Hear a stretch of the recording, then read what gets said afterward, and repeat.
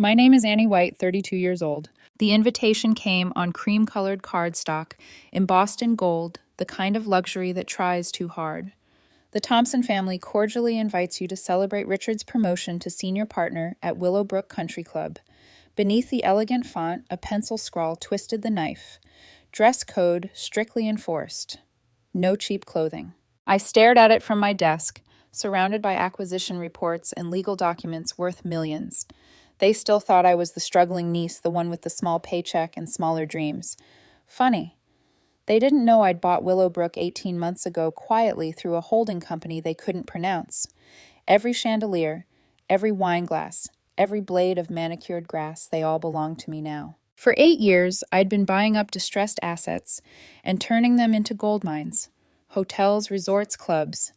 I'd built an empire in silence while my family gossiped about my boring office job. They measured success by how loudly you could announce it. I preferred the kind that whispered. I read the invitation again. Uncle Richard's name glittered in gold like he'd personally invented achievement. He was the kind of man who believed class was inherited and humility was a defect. His voice still echoed in my memory from years ago. Some people are born for success, others just orbit around it. He had meant me. The irony of hosting his grand celebration inside my property was too delicious to resist. I smiled, folded the invitation, and slipped it into my desk drawer. Saturday arrived heavy with summer heat. I pulled on a navy dress from Target, nothing remarkable, soft cotton, modest neckline. The exact image they'd expect. The valet at Willowbrook took my modest gray Honda Civic with a polite nod, while luxury cars purred past like predators. Inside the magnolia room gleamed. Crystal chandeliers scattered light across ivory walls. A string quartet played a polite waltz. Guests laughed too loudly, their jewelry flashing like warning signs. I could feel their eyes as I entered. Annie came.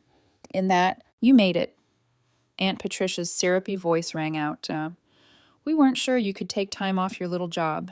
I smiled calm. I managed. "Well, isn't that sweet?" she said, patting my arm like charity.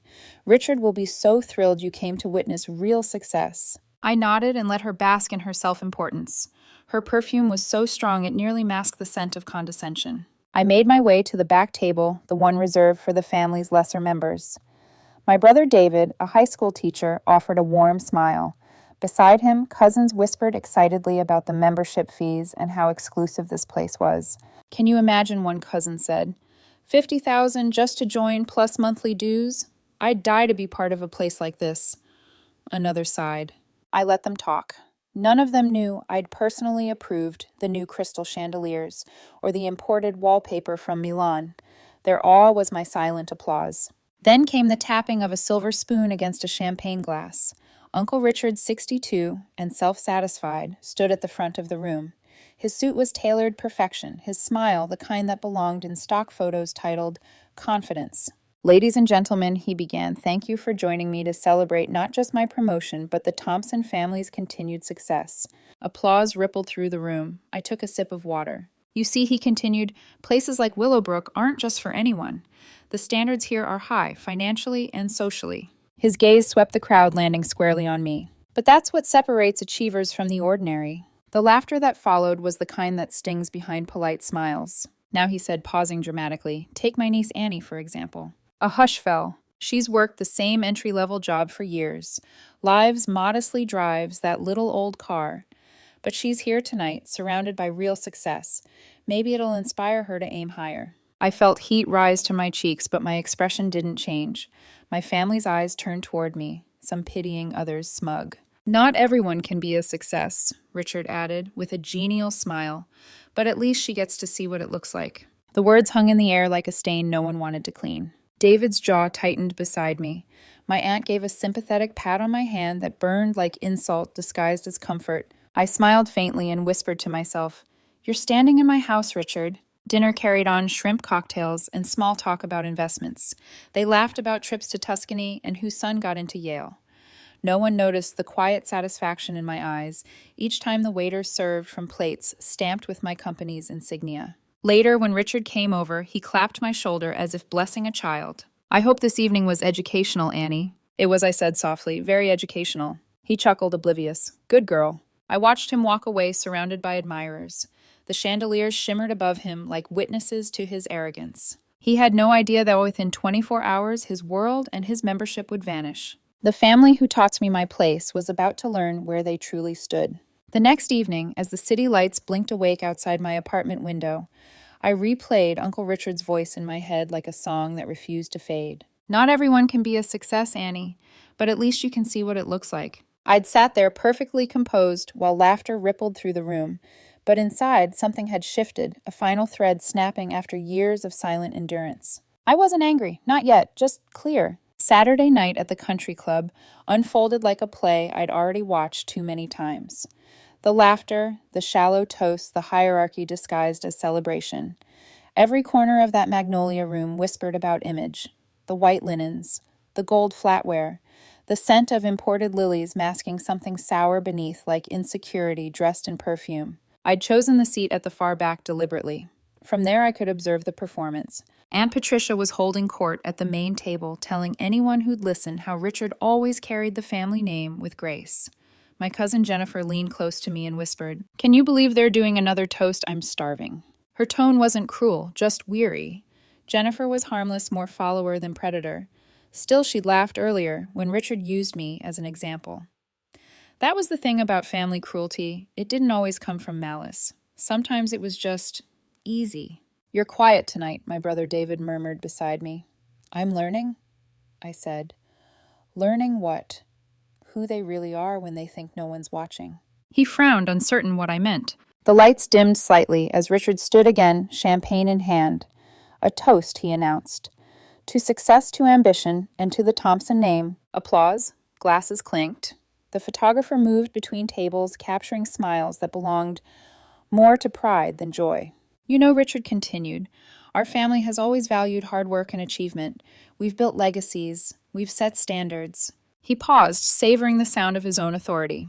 "And tonight, I want to remind everyone that success is a choice. You either strive for it or you accept your limitations." His eyes flicked toward our table.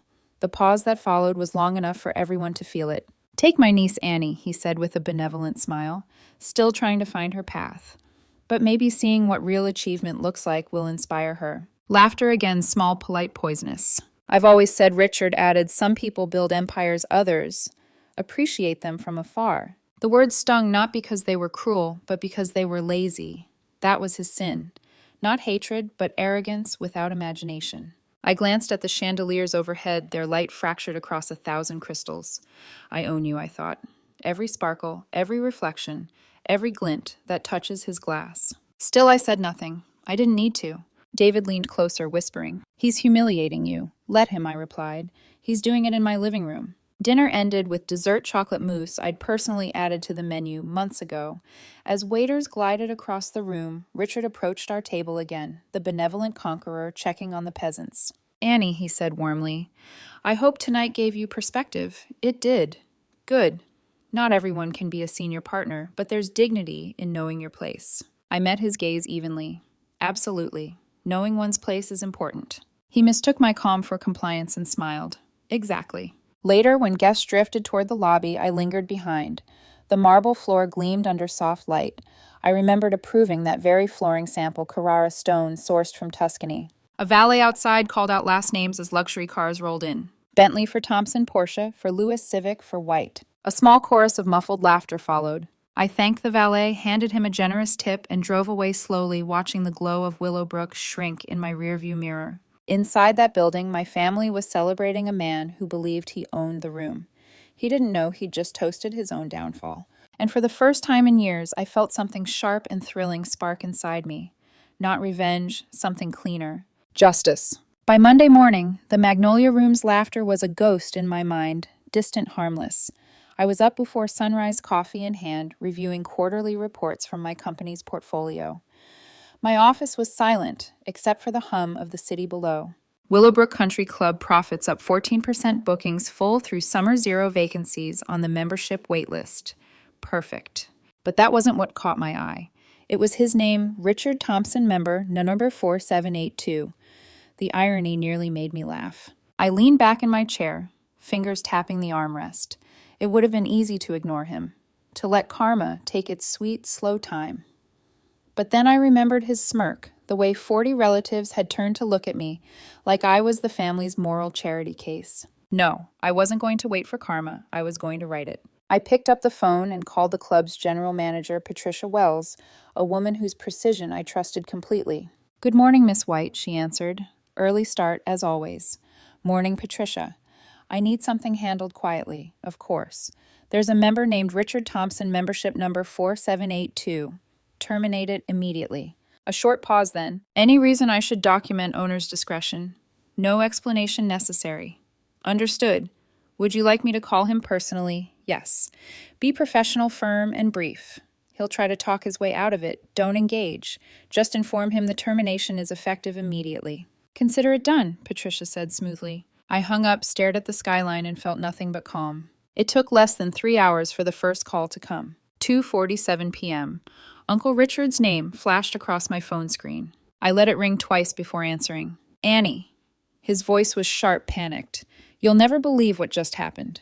"What's wrong?" I asked, keeping my tone neutral. "Willowbrook just revoked my membership without warning. 15 years of loyalty, and they kicked me out." The manager said it was the owner's decision. I pretended to hesitate. "That's awful. Did they say why?" "No, just conduct unbecoming of a member." "It's absurd. I've done nothing wrong. I'm one of their most respected members." "Did you ask to speak to the owner?" "Of course, but they said the owner doesn't take calls from former members." The way he choked on those 2 words nearly made me smile. "That's strange," I murmured. "Maybe it's a mistake. I knew you'd understand. You work in what, management or something, right?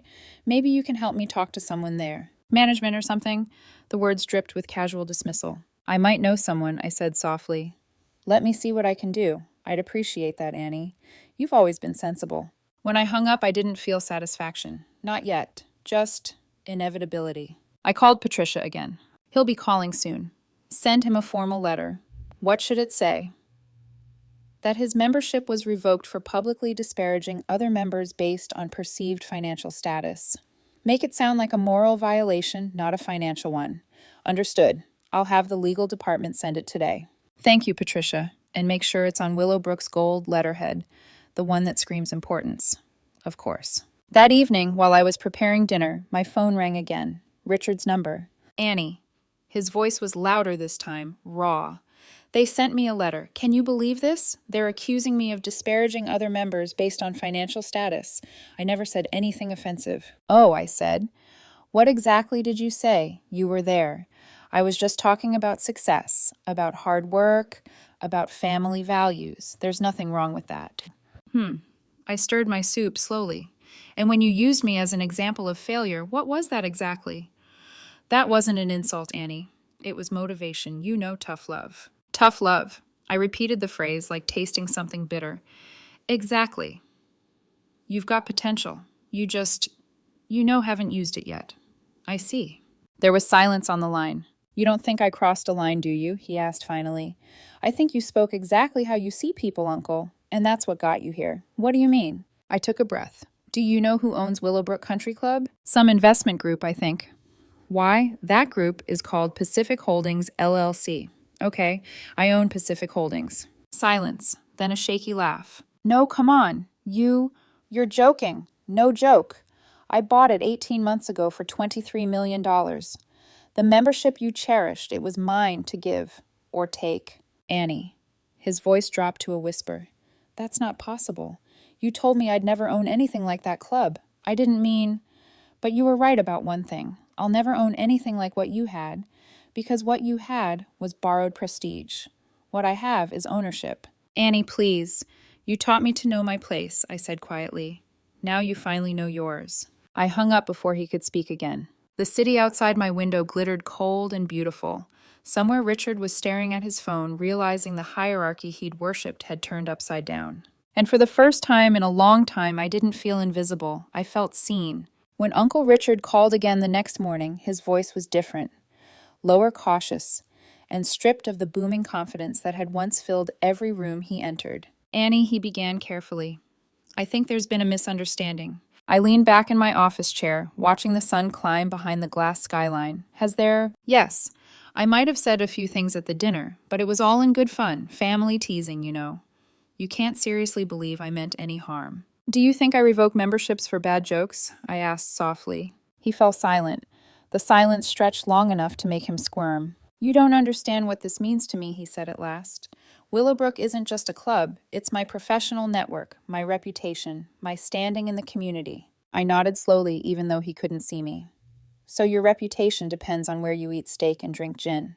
That's not fair. Neither is publicly humiliating your niece in front of 40 relatives. He sighed, his voice turning plaintive. I never meant to humiliate you. You know how family banter is.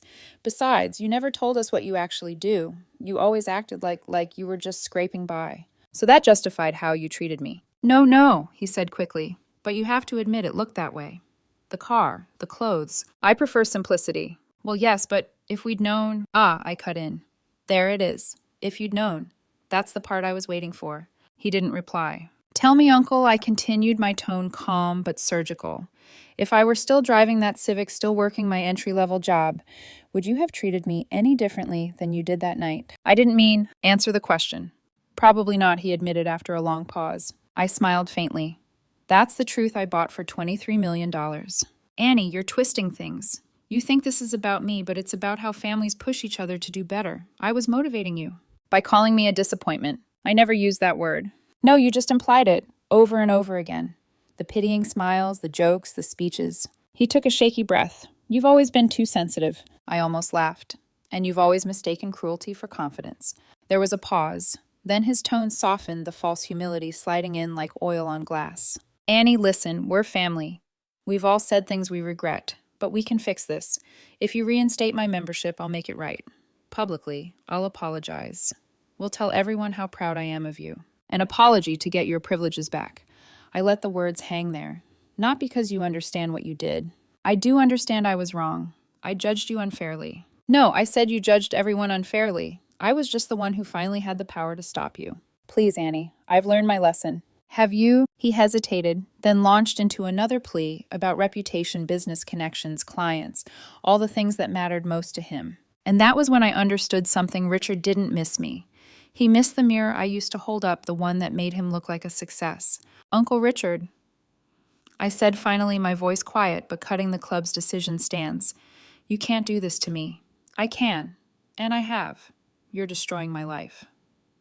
No, I said softly. You built it on other people's humiliation. I'm just removing the foundation. You'll regret this, Annie. I already did, I replied. Every time I stayed silent while you made someone smaller to make yourself feel taller. He didn't have an answer to that. I ended the call and stared out the window. Below me, the city shimmered with movement. People rushing to jobs, chasing ambitions, proving worth. I remembered when I used to be one of them, craving my family's approval like it was oxygen. Now I realized how suffocating that air had been. That evening, Patricia called. He came to the club, she said. Tried to argue with the reception staff. We handled it discreetly. Good, I said. Refund his membership fee in full. That's generous of you. Not generosity, I replied. Closure. After we hung up, I stood by my window and let the city hum fill the silence. For years, I'd dreamed of hearing my family say, "We're proud of you." But now I finally understood I didn't need their pride. I needed their honesty. And honesty had a cost. News travels fast in families, especially when it involves humiliation and money. By the end of the week, every branch of the Thompson family tree had heard the story. The whispered version, of course. In it, I'd betrayed Uncle Richard. I'd used my wealth to humiliate him. I'd always been manipulative, just pretending to be poor to expose them. No one mentioned that he'd used me as an example of failure in front of 40 people. No one remembered how they'd laughed. But now the phones wouldn't stop ringing. The first call came from Aunt Patricia. Annie, sweetheart. Her voice sparkled like glass in sunlight. We just heard the most incredible news. You own Willowbrook. My goodness, we had no idea you were so successful. Her tone dripped with a kind of sugary awe that made my teeth ache. Didn't you? I asked quietly. Of course not. You're so humble, dear. We thought you were just, well, ordinary, I offered. Oh, no, she rushed. Just private. But now that we know, we're all so proud of you. Are you proud of me? Aunt Patricia, I asked, or proud that you can now say your niece owns your favorite country club? There was a pause. That's not fair, Annie. We've always loved you. I let her words hang, remembering her hand on my shoulder that night. the way she'd smiled with pity as if offering me crumbs. "Have you?" I said softly. "Because just a few days ago you told me not to feel bad about my situation. You said not everyone can be wealthy." "Oh, that was just small talk," she laughed nervously. "You know how family dinners are." "Yes," I said. "Performances." Within days, the others followed. Cousin Michael texted, "We should grab lunch soon. Been meaning to catch up." Uncle Robert left a voicemail. "Maybe we can talk about investments sometime. Always knew you had potential." Even Jennifer, sweet but spineless, called to say, "I feel awful about how everyone treated you." I didn't know what to say that night. "It's okay," I told her gently. "Now you do." For the first time, I heard hesitation in her voice instead of obedience. Maybe she was learning too. But the one who didn't stop calling was Richard. 10 missed calls in 2 days. 3 voicemails that went from defensive to desperate. "Annie, we need to talk. You've made your point now. Let's be reasonable, please. I'm losing everything." Then the messages stopped, until the day he showed up. It was Friday evening. I was leaving my office, the glass doors reflecting the last light of sunset when I saw him. Standing beside my car, his suit was rumpled, his tie gone, his face unrecognizable. "Annie," he said, stepping forward. "Please, 5 minutes. That's all I ask." I hesitated, the security guard already watching from the lobby, but something in his eyes, exhaustion, maybe humility, made me pause. "5 minutes," I said. He nodded quickly, like a man afraid the offer would vanish if he moved too slow. "I've lost everything," he began. "My clients, my status, even my friends. You don't understand what it's like. People look at me differently now." "Do they?" I said quietly. "Or do you finally see them differently?" "I made mistakes, Annie. I know that now. But you have to believe I didn't mean to hurt you." "You meant to elevate yourself," I said. "The pain was just collateral." "I thought success meant strength. I don't know that it proved something." "And did it?" He looked down, his voice small. "No." I studied him for a long moment. This was the same man who once couldn't finish a sentence without the words success or status. Now he looked like a boy who'd been caught cheating on an exam he didn't understand. "Uncle Richard," I said finally, "do you know what the worst part of your speech was? That I embarrassed you, that you believed every word of it."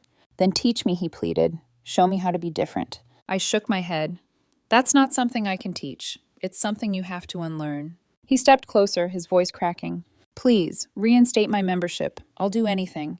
I'll apologize publicly. I'll donate to charity. Whatever you want." I looked at him and saw finally what I'd needed to see, not anger, not arrogance, but emptiness. "You think what you lost was access to a club," I said. "But what you really lost was the illusion that it made you important." He blinked, stunned. "What am I supposed to do now?" "Start over," I said, without the mask. Then I opened my car door and got in. He took a step forward, but I closed it gently, not cruelly. Through the glass, his lips moved soundlessly. I couldn't hear the words. I didn't need to. As I drove away, I realized revenge wasn't what I'd found.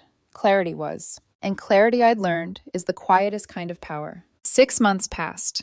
The chaos cooled, the phone calls faded, and the Thompson family's outrage eventually gave way to a quieter, more strategic curiosity. They'd stopped gossiping about my betrayal and started rehearsing a new story, one that made them look generous, supportive, and wise in hindsight. Now, when they spoke of me, they used phrases like, "We always knew Annie had potential. She was just finding her path. She's one of us, after all." Funny how people rewrite history the moment they realize they're no longer its authors. I'd stopped attending most family functions. The first few invitations felt like tests, thinly disguised attempts to gauge whether I was still angry. Then came the guilt-ridden calls from the cousins who suddenly remembered my birthday. But I ignored them all. Instead, one warm spring evening, I hosted my own gathering. Not a grand affair, not a social performance, just dinner at my penthouse with people who'd earned the right to call themselves family. David was the first to arrive, arms full of wine bottles. "You sure you don't want me to help in the kitchen?" he asked. I'm sure I smiled. "You're the only one I trust not to burn salad." He laughed.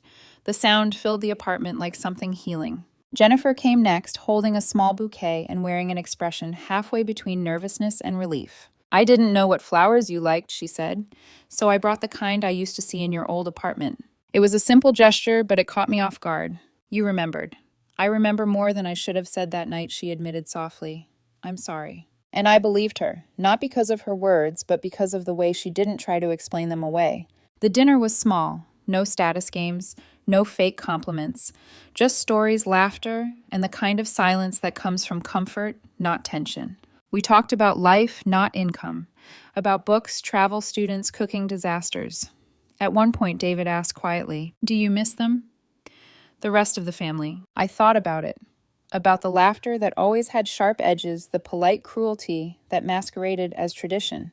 "I miss who I thought they were," I said, "not who they turned out to be." Later that night, when the dishes were done and everyone had gone, I stood by the window overlooking the city. Below, the lights of Willowbrook glowed faintly across the river, a constellation of chandeliers and polished glass. I visited the club often now, not as a statement, but as a reminder. Its membership application had changed under my ownership, no longer just proof of wealth or lineage. Now every applicant had to write something personal, a short reflection on generosity, humility, or how they define success. Patricia once told me that section made several wealthy applicants withdraw. That I thought was the real victory. A month later, I found myself back in the Magnolia Room, the same place where I'd once sat in silence while my uncle turned me into a punchline. The room was quiet now, sunlight spilling across the mahogany tables. As I walked to the window, I noticed the new inscription engraved beneath the Willowbrook crest, "Character before class." I traced the letters with my fingers, smiling. Sometimes I still see Richard at distant family events. He attends the ones I don't. The once booming voice, now gentler, uncertain. He joined another country club, a smaller, less prestigious one. He still makes speeches, I've heard. Still talks about ambition and success. But never about me. And that's fine. I didn't need his recognition anymore. I didn't even need his apology. Because the lesson wasn't about revenge. It was about release. As I left the club that evening, the golden light spilling over the hills, I thought about that night months ago. The laughter, the humiliation, the moment my silence ended. He was right about one thing. I'll never own anything like what he had. What he had was conditional respect, borrowed confidence, and love with price tags attached. What I have now is peace, and that's worth more than any club, any title, or any toast in a gilded room.